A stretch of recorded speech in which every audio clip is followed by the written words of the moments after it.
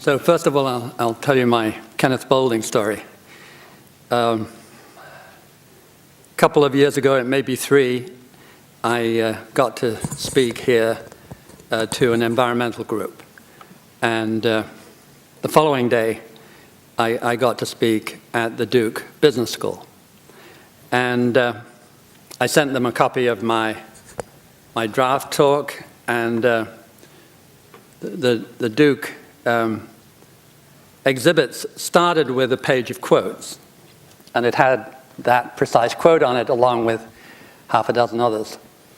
And I got a little note back saying, would I take 15 minutes to have a coffee with the dean of the business school? Yeah, sure, why not? But it was a bit puzzling and unusual. And anyway, I showed up, and it was Kenneth Boulding's son was the dean of the Duke Business School. And Kenneth Boulding was an economist in the 1920s from Yorkshire, where I come from, as Brit as you can get. And it's just a weird coincidence. The other weird coincidence that in the evening between giving my talk here and there, you guys played at basketball and Duke lost. So when I got there, it was like a wake. It was great.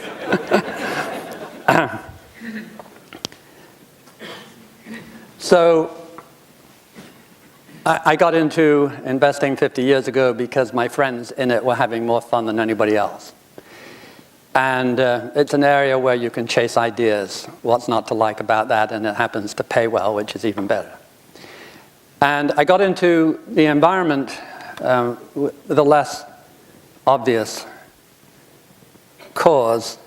We did 2 or 3 trips in 4. We did 3 trips in 4 years, including fairly deep into Borneo in a dugout canoe, and into the Amazon and in the Serengeti. And a couple of years later, I stumbled on the fact that forestry in America was a mispriced asset. You could buy a forest in New England, and the land value was more than the price of the forest. You were getting the trees free. And that was a pretty ludicrous situation. And so I paid attention, and I talked about it, and I talked about it, and I talked about it. And while I was talking about it, someone approached me, would I invest in a tropical forest in Paraguay? Yes, I would. Lost all my money. But it did get a job for my son out of Brown. So he went into the tropics and studied the hard way, how to try and stay alive and make some money in tropical forestry. And that became, therefore, a kind of theme. And then my second son, 3 years younger, went to Vermont University and was taking forestry and is a registered forester. And so little by little, from commercial to paying attention, began to realize that all was not well with the environment, and we started to increase our giving to environmental agencies and to decrease it to unworthy causes like your alma mater and business schools and so on, and museums, all of which are totally wasted if we don't get climate change right. Climate and all the environment added together is 2% of charitable giving here and in the UK. And that is completely and obviously ludicrous. So I do my best to shame philanthropists into giving some to the environment and non-philanthropists into becoming philanthropists. I consider it, incidentally, not a selfless act, quite the reverse. I consider it an act of pure selfishness. Behaving, power mode has gone off. Just to let you know, my machine is not showing me anything. Okay.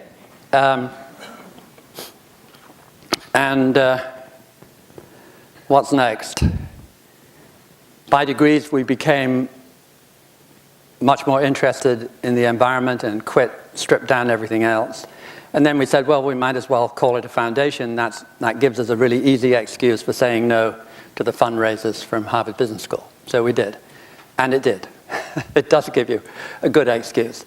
Our foundation for the protection of the environment only does environment. And then as we got into that, we began to realize that climate change was more and more the center of the game. It was the make or break issue for all environments, for all the birds, for all the animal life, for even humans. And so we focused it on that. And as we realized the degree of the problem, we became, I suppose you could say, more fanatical. Until today, it's almost exactly 98% of what would otherwise be my net worth. I guess you can't count it if you give it away. We have a family foundation and a public trust, and technically some money in my name, which is committed, but it's in my name so we can do things that would otherwise be a little questionable for a family foundation. For example, my son is starting a, yeah, this was lit up. I could see it. My son has started a new enterprise, a spin-off really from Harvard Management Company, and to do forestry and farmland around the world for institutions. And blood being thicker than water, I had to put some money in his first fund, which closed a month ago. And you can't do that through a foundation. It's not kosher. But what you can do, if it works out, and it will work out, is then I can hand it over as a gift to the foundation, and that is kosher. So that's a very flexible structure. If an investment is too racy, I do it in my name. If it fails, I take a write-off. If it succeeds, I give it to the foundation. I recommend it. It's a good structure. In the foundation, we do 20% mission-driven, all of which is in, roughly speaking, early-stage startups, but it does include some fairly low-risk endeavors like my son's enterprise. A forest and a farm done carefully is not the same. It doesn't lose money. It aims for about 11 real, if you're very good, and they have been able to deliver that and better for the last 15 years at Harvard Management. The rest of the mission-driven tends to be exciting technology. We got in too early along with Kleiner Perkins and everybody else, so we were in there round one where everyone got taken to the cleaners, and now we're older and wiser, and we are hoping to make back our losses. My favorite one is a new second-generation lithium-ion battery operation. It charges in 5 minutes. It doesn't break into fire. It takes half as much. It takes up half the volume, and at scale will be half price.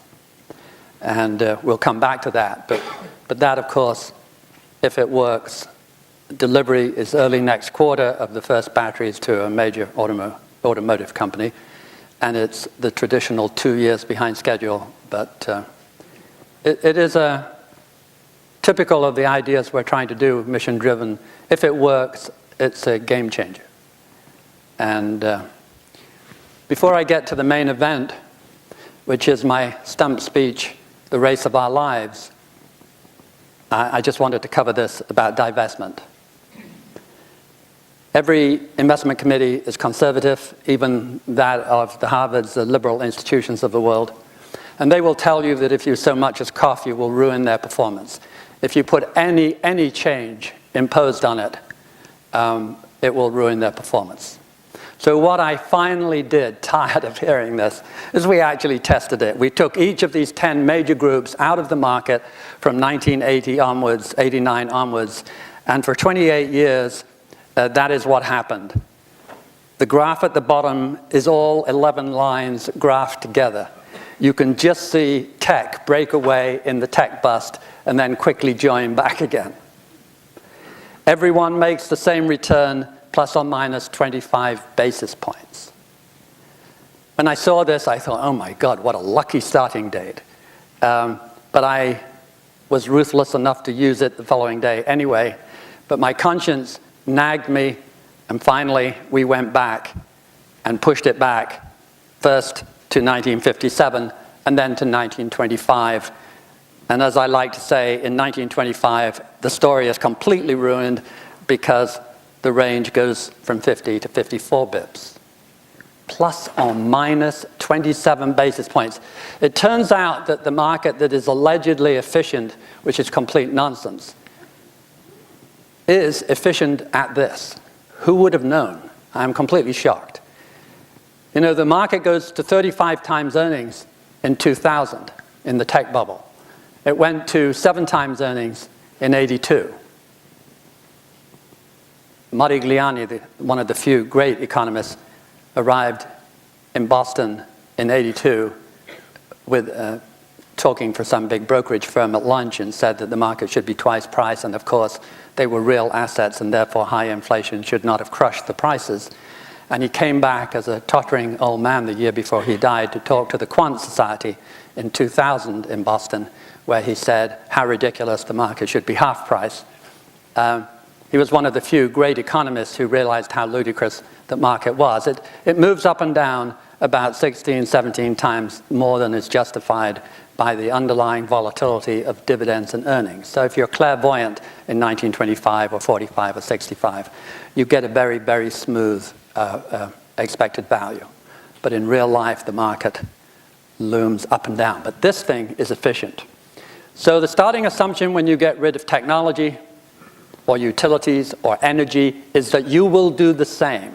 If you interfere all the time, you'll lose money. But if you do one thing cleanly, persistently, you will get the market return plus or minus a tiny number, just as likely to be positive as negative, unless you have an axe to grind. And boy, do I have an axe to grind on oil.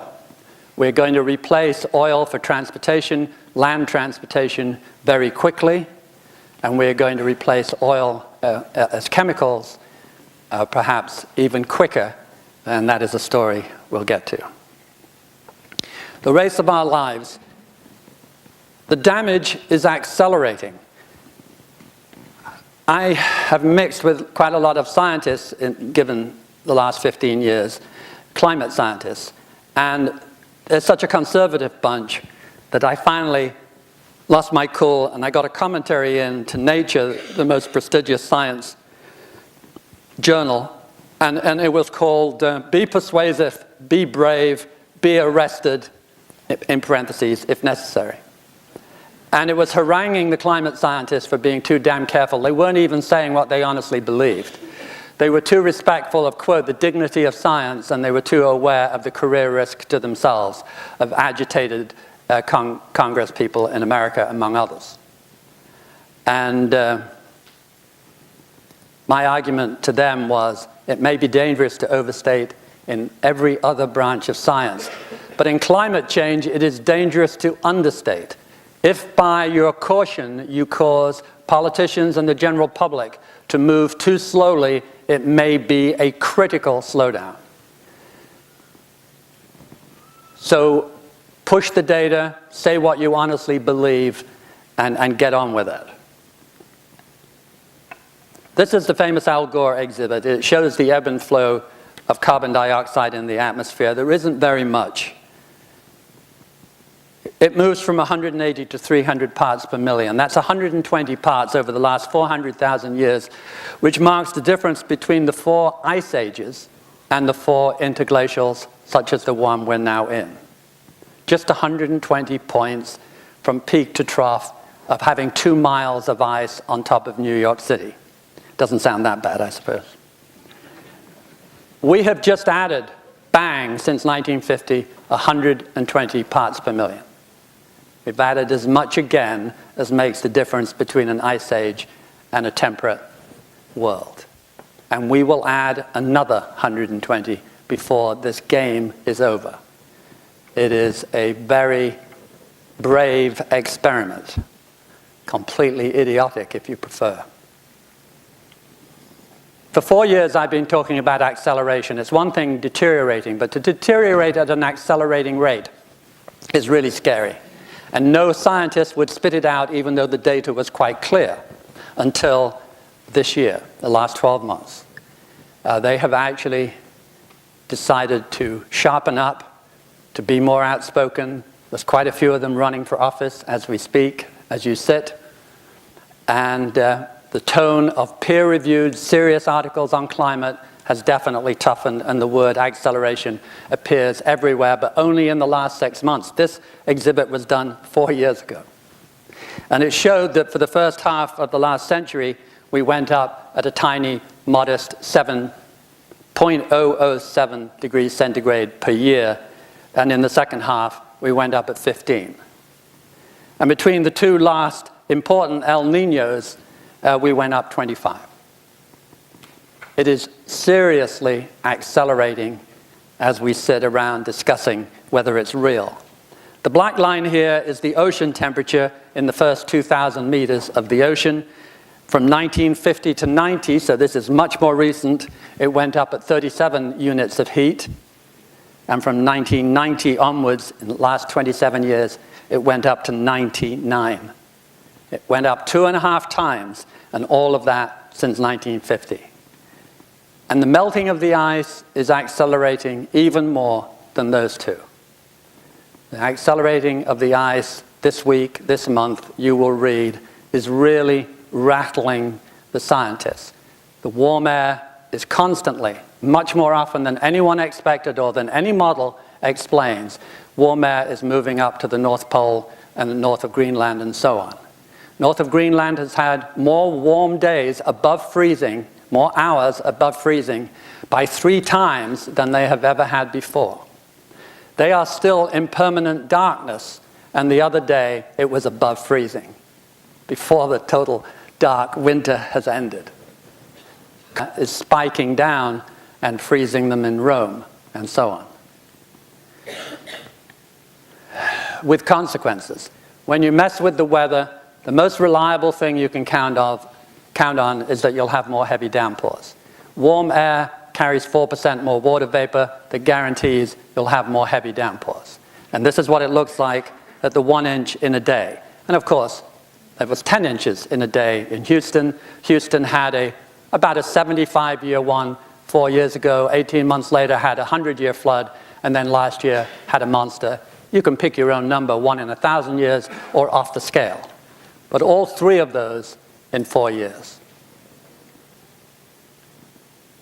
Heavy downpours are completely critical in one area that people ignore, and that is erosion. Farmers are not stupid. They do not lose much soil in a heavy rain. They lose only serious soil, 2 or 3 heavy rains per year. And the 1 or 2 monsters every couple of years are most of that. It is precisely those heavy, heavy downpours that are going to increase erosion. And erosion is a real threat to our well-being globally. We're losing 1% of our soil every year.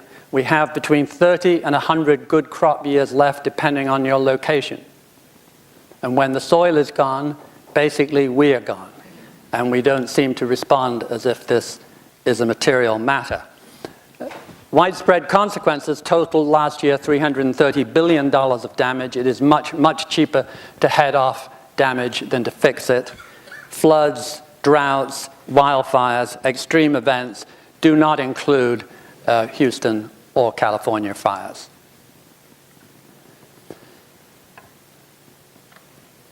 When I talk to technologists, they're always optimistic. They have no idea how bad the environmental deterioration acceleration is. When I talk, however, to environmentalists, climate people, they have no idea how rapidly the science and technology is moving in the green areas, the decarbonizing of our economy. It really is exciting, and the average well-educated businessman in Durham or Boston simply is out of touch. And this is a key exhibit, and it's from the biggest utility boss.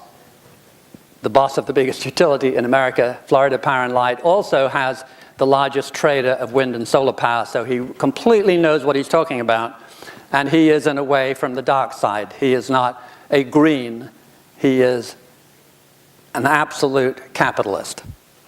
Without incentives, wind's going to be 2 pennies per kilowatt hour or 3 early in the next decade. Battery storage will be a penny on top of that, which is a shockingly low number, giving you 3 to 4 pennies early in the next decade. And when you look at coal and nuclear today, operating costs are around 3 pennies, the variable cost. So you could actually, according to him, early next decade, build a wind or a solar farm and have it be cheaper than merely running your existing nuclear plant or merely running your coal existing plant. You're given the plant, just the cost of digging the coal, shipping it, and burning it will be more than the full cost and a few hours of storage to get the peak evening hours, wind and solar. It is going to, of course, totally transform this industry.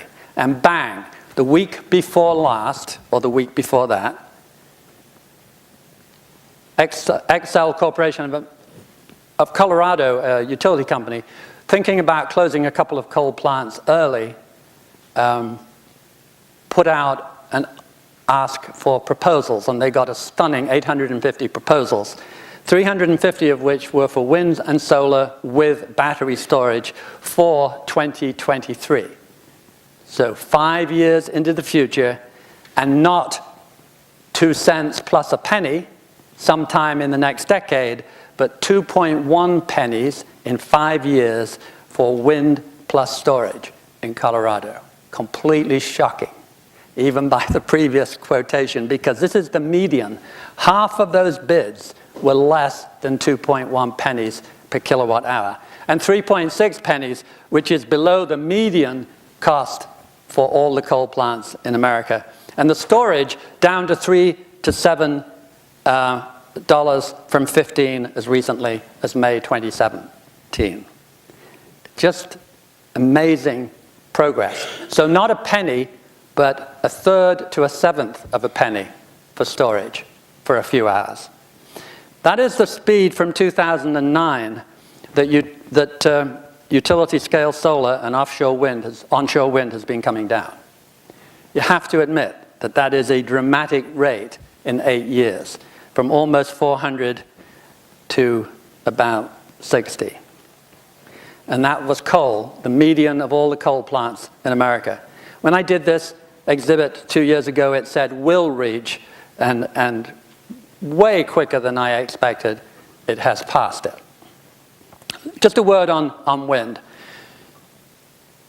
And let me use offshore wind, because offshore wind I have always considered until very recently to be a complete non-starter, in a way an irritating joke, so expensive to maintain, so expensive to build. And I was completely wrong, which gives rise to my new theory: you never rule out scientific advance. It's always possible that they will come out with a giant rabbit out of the hat. It's always possible that they will not. So never underestimate the ability of science to do things, and never underestimate the ability of Homo sapiens to screw it up. Because that's the race that we're talking about. The race between what we're capable of doing and what we actually will do in a world where huge amounts of money are spent by the fossil fuel industries and extreme right-wingers, deliberately obfuscating the truth in defense of their profit margins. But here's a little story on wind. In 2000, the other day, a giant windmill was 2 megawatts scaled on the right, and that is bigger than anything you will see around here. It's bigger than most of the ones you cycle past when you're in Holland. You can go out state-of-the-art today without any negotiating worth talking about and order a 9.5 megawatt. They are under construction of 12 megawatts. And you can see what monsters they are. A 12 megawatt will actually be a little higher than the Eiffel Tower at the top of its wingspan. Wind is interesting in 2 ways. When you go from a 10-foot blade to a 20-foot, you do not double your power, you quadruple it. It's pi r squared. It's equal to the circumference, the area, that you sweep. The other thing is that wind speed, when it goes up from 10 to 20 mile an hour wind, does not double. It doesn't quadruple, it octuples. It's the cube of the wind speed. And that is why when you hear a hurricane of 140 being so deadly and a hurricane of 120 being a bit of a damp squib, you say, well, that's only 15. That's a 60%, 65% more powerful hurricane. That's how it works. And when you go up to these giants, you increase the wind speed modestly by 20%. You go from 10 miles an hour to 12 just by the height where wind is better. You have 60% more power from a giant windmill than you had on a small one, even in the same place. You can stick these things in the North Sea where the wind is always blowing somewhere, and even in a given spot, the utilization rate is up to 50% and not anywhere where they build them these days below about 42. Back in the history of the US is 21. So you can build them today where the utilization rate twice what it used to be. You can tie them all together, build an artificial island in the middle of the North Sea, which is what they're planning, and then send giant cables off to Germany, UK, Norway, and so on. This will be the cheapest source of power, offshore wind. You can't build them on land, that's the point. They're too big to ship. You can't turn corners, you can't navigate the highways. What you have to do is you build these monsters on the coast, you stick them right in a specially built ship, you take them out, you assemble them. It will be amazingly cheap and effective. Now, battery costs are the missing component, and as you know, battery costs were the great disappointment. Before 2010 on the left, the previous 50 years, batteries had improved at just under 3% a year. It became a cliche, yeah, Moore's law, semiconductors, solar cells, but storage is a complete, and you can still read it everywhere today, that kind of logic. And by the time it became a cliche, this is what happened. It started to fall at 20% a year on average. Tesla, in 2010, $1,000 a kilowatt hour. This year, $150. It's dropped 85% in 8 years. And as it goes to 20, 30 million electric vehicles, just the engineering tricks and the scaling, without any breakthrough technology, we'll have that again. So the 150 will go to 75. So Tesla's okay. It's already going to be cheaper than building an internal combustion engine. It's already today much cheaper to run it, and with 15% of the moving parts, it's much cheaper to maintain. So the Model 3, when it finally gets delivered to me in about 2 years, will be, of its class, the cheapest car to buy and run that was ever built.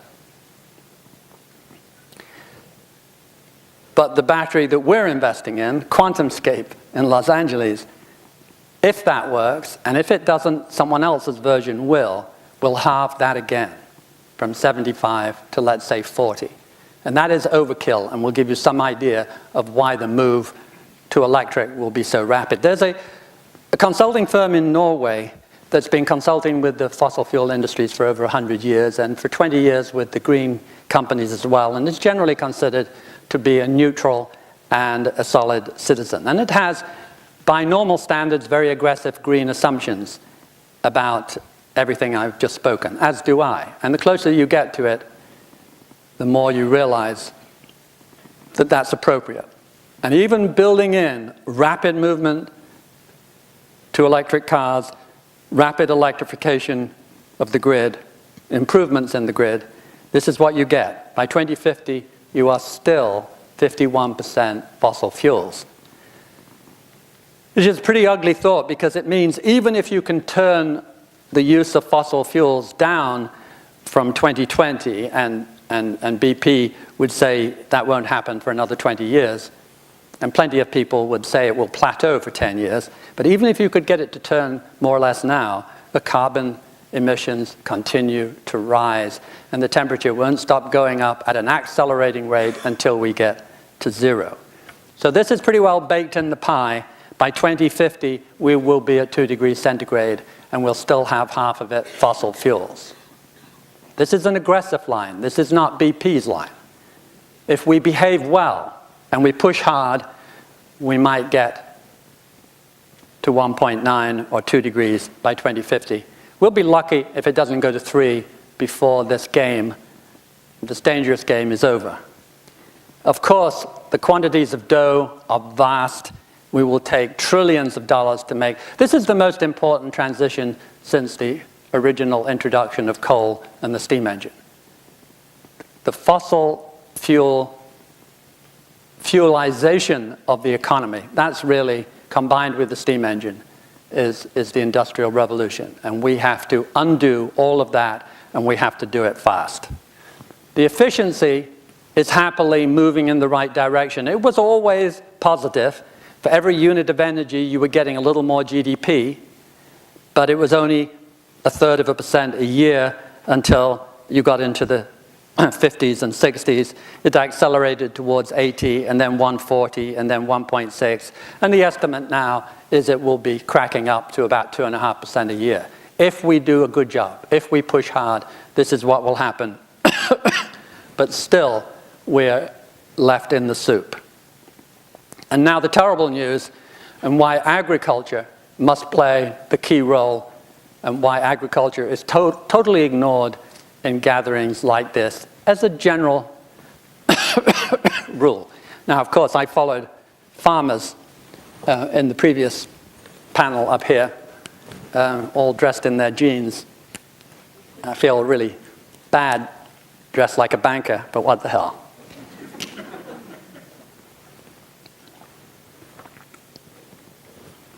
This is one of the little problems no one talks about. The Grantham Foundation has answers to nobody and is not politically correct. Population moved along, rising very, very, very slowly, began to start growing, and Malthus noted it in 1798 when the population was about 1.2 billion. When I was born, it was 2.1 billion. In my lifetime, the global population has tripled. When you see a chart like that in the investment business, you get very jumpy. A long, drawn-out curve that accelerates and accelerates towards the end is classic bubble material. Those are the three forecasts, official forecasts of the UN, that in 2100 we will have 8 to 16 billion with a median estimate of 12 billion. That is far more than can be sustained by our planet. The good news, something undreamt of by Malthus, is that rich countries have knocked their fertility rate way down below replacement cost, and we are all, in round numbers, going backwards a bit. We have discovered at long last that children are both expensive and incredibly inconvenient. The very force that caused us to be a consuming nightmare has actually led us to have fewer children. And when people ask, what can I do to be green? You can list 1,000 little green things for which you get 1 unit collectively, and then you get 7 units for skipping that flight to Paris by jet plane. And you get 250 for not having 1 more child. The whole lifetime of flying to Paris doesn't equal a child, because the child and their progeny forever will be flying backwards and forwards a lot. And people can't spit this out. It's the population, stupid. This is why we're in the pickle. Do you think we would be in a problem now with our technology if the global population was 1 billion, where it was in Malthus' time in 1800, or 2 billion? We would effortlessly sort out our problems if we had today's technology and the old population. How about this? If we had 7.5 billion the way we do, but we had the technology of 1900, utter toast, we're doomed. That's how tight this race is. It comes down to these little differences. Iran came from 7 kids per woman to 1.6. My favorite, though, is Bangladesh, utterly dirt poor, unlike Iran. No oil, no nothing. Muslim country, planning effort from the top. Semi-trained women going village to village, etc., talking to the women, etc., etc. It can be done. The problem is Africa. In Nigeria, the desired family size today is 9. They don't achieve it, they only achieve about 7. But they would like 9 if they could. It is basically what real men do. They have lots of children. This is not about having poor farmers who need children on the farm, which was the old story in India. This is a cultural thing, very difficult to deal with. In the future, all of the gains are almost in Africa. 3.3 billion extra in Africa, 0.5 rest of the world added together, less than Nigeria alone. Nigeria had 28 million when I was born. It has 190 million today, and the formal forecast from the UN is 800 million. The last poll the other day, 40% would like to go to Europe, mostly to the UK. The UK is an overcrowded little island with 70 million people, 67 million people, and you can imagine how easily 40% of 800 million would fit in. You simply cannot deal with the kind of numbers of Africans that would like to emigrate if the food situation turns bad, and it will. You must recognize that Europe cannot take it. 4 years ago, I wrote that the first casualty of this would be the liberal tradition of Europe. Boy, 2 years was fine, and in year 3, the liberal traditions nosedived under the impact of immigration. Mostly not from Africa, but about 25% from Africa. This is the food demand for the world. It speaks for itself. It just rises remorselessly. That is the productivity of grain that does the calorie-heavy lifting, 80% really of all the calories.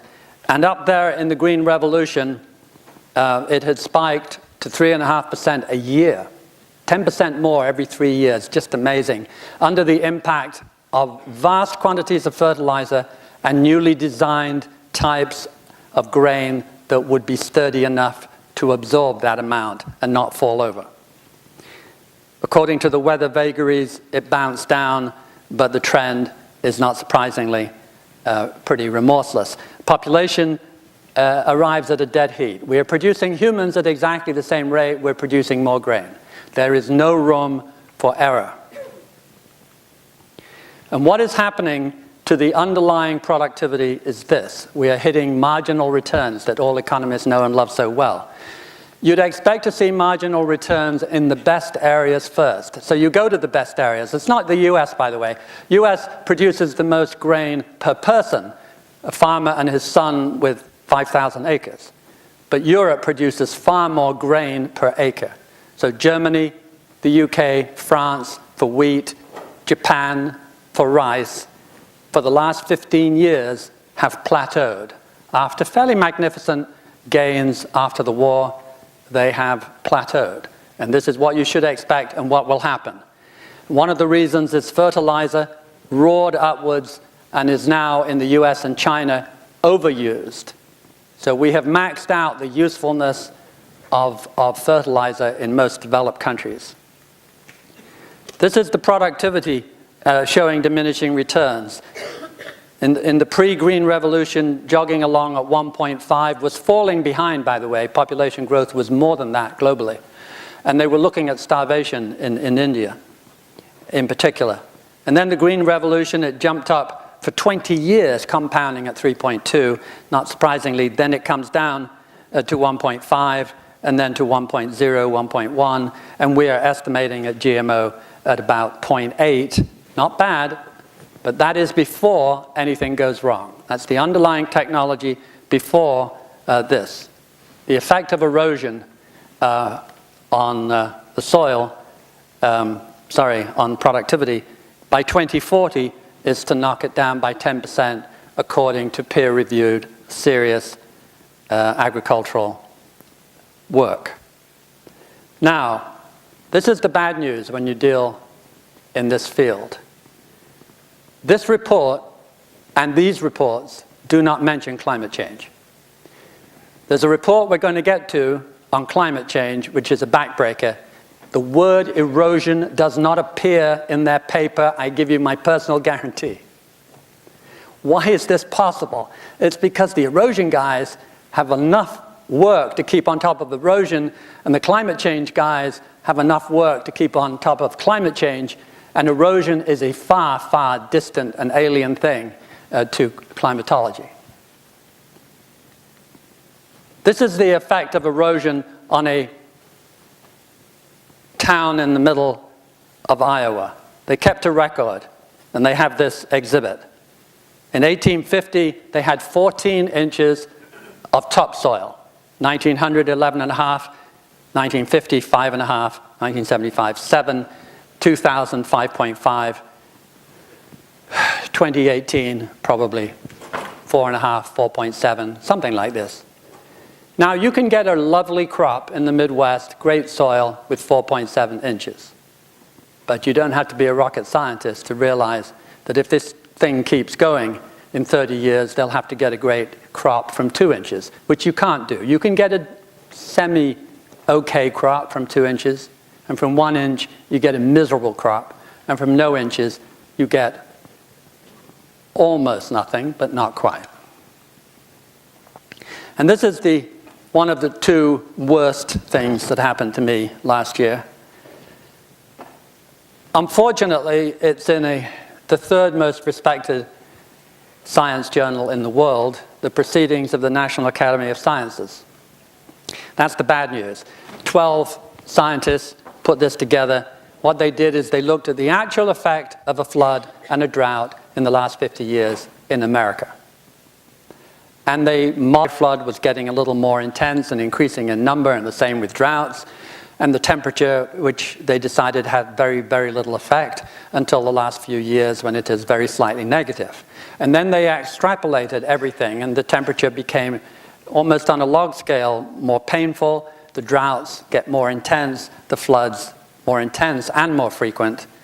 And their conclusion was this, that in 2040, the productivity of grain, according to them, on the middle path for climate, for carbon dioxide, not business as usual, but not brilliant, would reach the productivity levels back of 1980. If that is true, the world is in a really serious, immediate problem, and Africa in particular, which has lousy soil, lousy water, lousy governance, huge distances, is in. I think that Africa will be a failing continent, to be quite honest. I would say there are 5 countries already you could say are failed states. And I came in with a Somalian taxi driver. We talked about this. And Somalia is one of them. But Chad and Mali and Libya and so on. And another 5 are looking pretty dangerous, like Nigeria. This is the first exhibit you have ever seen that probably has ever existed that attempts to put these two ideas together. The academics have not yet, and the agriculturalists have not yet tried to do it. And it's a very sloppy job because it does not have the following. It does not have the fact that the underlying diminishing returns of the underlying technology of breeding for seeds is not there. It's a straight trend line. Secondly, it has no interaction between these two, and there is a terrible interaction. Climate change, heavy droughts, more erosion. The erosion estimates that these guys have will turn out to be dismally too little because the incidence of the really erosive floods is going up. Other problems facing big ag, water availability we know about, You read about it everywhere. Urban expansion, they tend to build in river valleys that are beautiful for farming. Bug and pathogen immunity. Big ag is designed to produce superbugs. You kill 99.999% of the little weak bugs, and the one critter, superbug, Superman, who survives, his progeny alone comes back next year. And then you do it again with another chemical, and 99% of his go until you have immunity to 2 or 3 major chemicals, and the weeds are so big that they stop tractors. Toxic environment, and this goes back to the oil companies, and this is the second co-equal worst thing for last year. At the same day, the same evening, every day of the year, once a year on the same night, a group of German amateurs have gone out since 1980 and put up a net and caught flying insects in German forests, not around chemical plants, in the forest. And they've done this with German efficiency. I'm married to a German, know all about German efficiency. And this is bad news that you can depend on that result so well. And they counted the species, and they've boxed them, and they've kept a track of them. And finally, early last year, some academics stumbled across it and freaked out, as well they might. 75% of the entire mass of flying insects has vaporized. And you know that. If you are older and you drove in the country, you know the bug screen test. I had to stop and get out when I was a traveling salesman at 22 years old for my stepfather, down in Cornwall and Devon, and wipe the damn screen, and you don't have to do it today. We knew a lot about monarch butterflies because we studied them, and bees because we studied them. We thought they were unique. They're not. What we've managed to do is create such a toxic environment that animal life appears to be having trouble living with it. Humans' sperm count is down 50% according to a meta-review of 400 studies. We don't worry about 50%. Hey, how about 75? How about 87.5? We are apparently in there with the flying insects in the developed world feeling this grief. And this is my theory going back to oil companies. Poisonous environment threatening all life is a lot more immediate than climate change, which is a bit like warming the frog in the pan. My guess is that sometime in the not too distant future, the idea and the consequences of a toxic environment will take hold, and that there will be a really serious pushback, perhaps started in Europe, but spreading everywhere. And what that means is, for an oil company, chemicals are not the fallback that BP talks about. Chemicals may be the first one to have their asses sued. Exxon has 50 suits out against it now for all manner of breach of contract. They knew in '72 that climate change was dangerous. They had top-notch scientists writing articles in peer-reviewed journals. They had an expensive boat going around the ocean taking measurements. And then in '72, a new boss took over. To hell with that, fired the scientists, except 2 that turned coat, and started to write articles for the bad guys. And from then on, they funded the Cato Institutes of the world that tried to confuse the issue. Global distribution of phosphate reserves. You have a crop. The limiting factors are soil, water, nitrogen, phosphorus, and potassium. Phosphorus and potassium are not as well understood as the other 3. Without phosphorus or potassium, you cannot grow any life form. You are 1.5% by body weight phosphorus. And we mine those 2 finite reserves, and we ship them around, and we scatter them in millions of tons on farms to grow the way we grow big ag. It is utterly dependent on mined resources of an element that cannot be made or substituted for. If that doesn't make you nervous, you must be asleep. It is a terrible fact. And it turns out that 75% of all the high-grade phosphorus in the world is in Morocco and its Western Sahara. subsidiary, you might call it. 75%. This makes Saudi Arabia and the entire OPEC look like pikers. In the end, eating is more important than heating. And if ISIS were to take over Morocco, trust me, the Chinese military and the US military and the European militaries will intervene because they know this. If you took out Morocco, we have 50 years of reserves if we do not grow. But we have to grow, and therefore we have 35 years of phosphorus, and we freak out. Now you can change your style of farming. You can become completely sustainable, organic, and use the phosphorus and potassium that comes up slowly from the underlying bedrock. But you have to nurture the millions of little critters in the soil that we now sterilize and wipe out every year and start again with masses of pesticide and insecticide, and then fertilizer to make up for the fact that it's dead. But the soil can hugely increase your output, and in the end, we must do that. You can't have a system based on a finite resource and expect to thrive, can you? Climate change. This is almost over. The problem with capitalism. It's called the tyranny of the discount rate. A good corporation has a discount rate of projects 20. If you want to sell them a computer program, they want their money back in 3 years, so they 30%. And at 12%, what happens at 40 years has no significance. You don't care. You got your money back from your oil refinery. You don't care that you sited it so close to the water level that your own scientists were telling you the water level would rise and threaten to flood dangerously the oil refinery, or the chemical plant, as happened in Houston and is being sued in Massachusetts and Rhode Island because that's the way they cited some very critical oily plants. So in 40 years, it doesn't matter what the hell happens to a capitalist. So their grandchildren have no value. And that, frankly, is how most of them behave most of the time.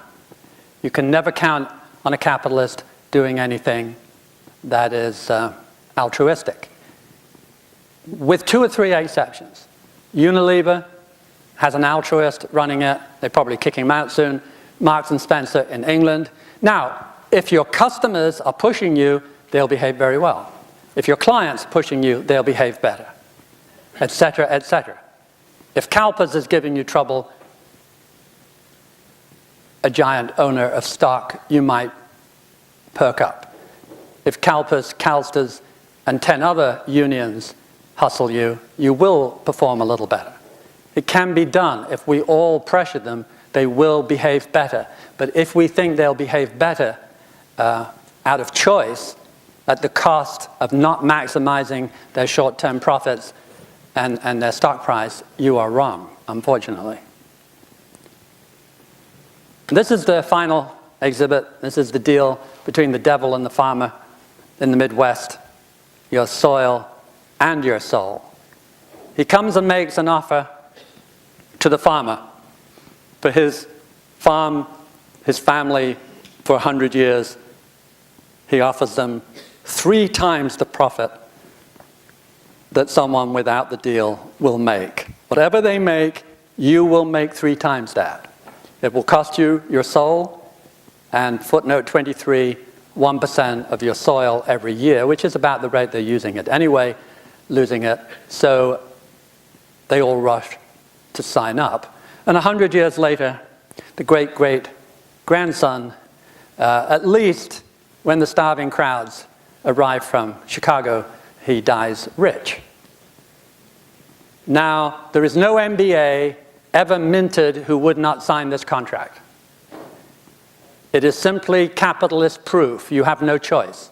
And I've been saying this for 5 years, put it in a quarterly letter, begged the capitalists to come up, the economists, with a rebuttal, and there has not yet been one because it's unrebuttable. Capitalism does a million things better than command and control.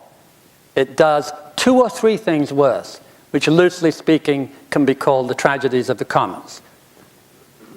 When you can dump in the air, dump in the water, and use up your soil, which is all we have collectively, what the capitalist does is dumps more and quicker before the laws change. There is no way, there's no machinery in capitalism for dealing with that. It has to be regulation. I am sorry, libertarians, that is the only way. You must have regulations to deal with the commons. You must keep the water clean by fiat. We've just taken a lot of the regulations away from coal mining so that they can put acid down the streams of West Virginia once again. And we have to do that with the oceans, which is another tragedy of the commons in full swing, where 75% of the world's fishing areas are overfished. You can't possibly cope with these things without regulation and international agreements. And we have to do it with carbon, a tax on carbon, or we fail. I was asked 3 years ago at a Fortune conference what I thought the odds were in the race of our lives, because this wonderful technology on one hand that they were so excited about at that conference, and the terrible numbers that I'm dealing with. And I said and meant it 50-50. I have no idea. And what success means is there's something like the security, the social stability of the globe that we have today. That's a win. And the 50-50, I thought we might have that when you come back in 50 years or 70 years. Today's, my odds would be 45. We are not winning this race over the last 5 years. On that friendly note, I will quit and take some questions.